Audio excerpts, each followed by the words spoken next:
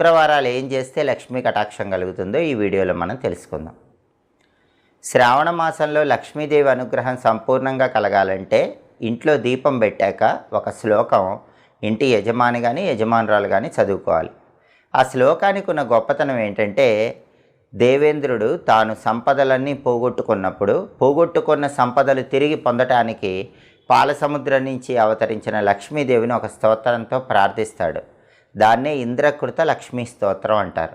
ఆ ఇంద్రకృత లక్ష్మీ స్తోత్రంలో ఉన్న ఒక అద్భుతమైన శ్లోకం శ్రావణ మాసంలో రోజు ఇంట్లో దీపం పెట్టాక యజమాని కానీ యజమానురాలు కానీ చదువుకుంటే లక్ష్మీదేవి శాశ్వతంగా అనుగ్రహిస్తుందని పద్మపురాణంలో చెప్పారు. ఆ శ్లోకం ఏంటంటే, నమస్తే సర్వలోకానాం జననీం అబ్జ సంభవాం శ్రియమున్నిద పద్మాక్షీం విష్ణువక్ష స్థలస్థితాం. ఇది శ్లోకం. ఈ శ్లోకంలో ఉన్న అర్థం ఏంటంటే, నమస్తే